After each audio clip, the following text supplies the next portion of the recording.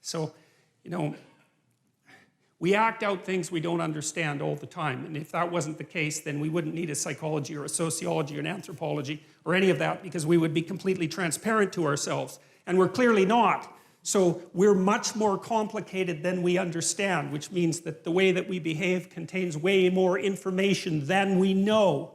And part of the dream that surrounds our articulated knowledge has been extracted as a consequence of us watching each other behave and telling stories about it for thousands and thousands and thousands of years, extracting out patterns of behavior that characterize humanity and trying to represent them partly through imitation, but also through drama and mythology and literature and art and all of that, to represent what we're like so that we can understand what we're like. And that process of understanding is what I see unfolding, at least in part, in the biblical stories. And it's halting and partial and awkward and contradictory and all of that, which is one of the things that makes the book so complex. But I see in it the struggle of humanity to rise above its animal forebears, say, and to become conscious of what it means to be human. And that's a very difficult thing, because we don't know who we are, what we are, where we came from, or any of those things. And, you know, the life is an unbroken chain going back 3.5 billion years. It's an absolutely unbelievable thing. Every single one of your ancestors reproduced successfully for 3.5 billion years. It's absolutely unbelievable. And we rose out of the dirt and the muck, and here we are, conscious but not knowing.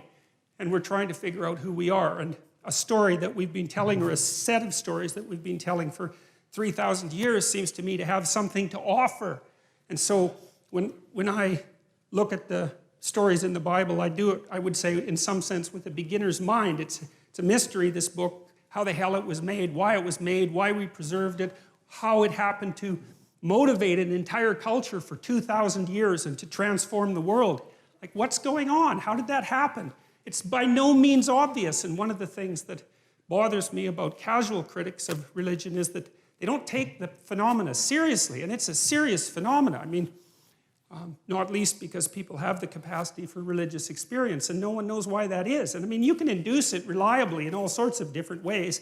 You can do it with brain stimulation. You can certainly do it with drugs. There's especially the psychedelic variety. They produce intimations of the divine extraordinarily regularly. People have been using drugs like that for God only knows how long, 50,000 years, maybe more than that, to produce some sort of intimate union with the divine. It's like, we don't understand any of that. When we discovered the psychedelics in the late 60s, it shocked everybody so badly that they were instantly made illegal and abandoned in terms of research for like 50 years. And it's no wonder, because who the hell expected that?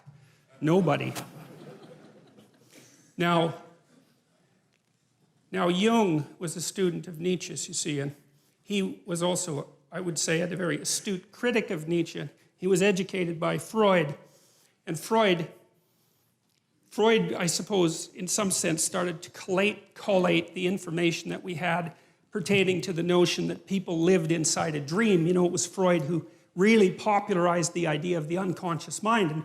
And we take this for granted to such a degree today that we don't understand how revolutionary the idea was. Like, with what's happened with Freud is that we've taken all the marrow out of his bones, so to speak, and left the husk behind. And, you know, now when we think about Freud, we just think about the husk, because that's everything that's been discarded. But so much of what he discovered is part of our popular conception now, including the idea that your perceptions and your actions and your thoughts are all, what would you say, informed and shaped by unconscious motivations that are not part of your voluntary control. And that's a very, very strange thing. It's one of the most unsettling things about the psychoanalytic theories, because the psychoanalytic theories are something like, you're a loose collection of living sub-personalities, each with its own set of motivations and perceptions and emotions and rationales, all of that.